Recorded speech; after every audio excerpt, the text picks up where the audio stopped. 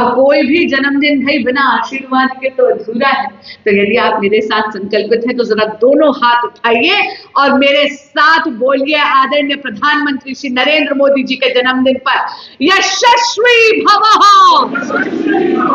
विजयी भवः, सुखी भवः, भारत माता की। बहुत बहुत धन्यवाद। आप जो महानुभाव यहाँ आए हैं, आप पे तो जिम्मेदारी बढ़ जाती है, क्योंकि आप समाज का इंटेलेक्चुअल वर्ग हैं, आप समाज का प्रबुद्ध वर्ग हैं। आप अपने आप में बहुत ज्यादा प्रभावशाली हैं और इसीलिए आज आपसे मैं निवेदन करती हूँ। कुछ ताकतें हैं जो आज भी मेरे देश को बांटने पे तुली है, कभी जाति के नाम पर, कभी धर्म के नाम पर, कभी भाषा के नाम पर अजीब अजीब सी कंट्रोवर्सीज क्रिएट करते हैं। लेकिन हम भी मां भारती के सच्चे सपूत और सपुत्रियां हैं।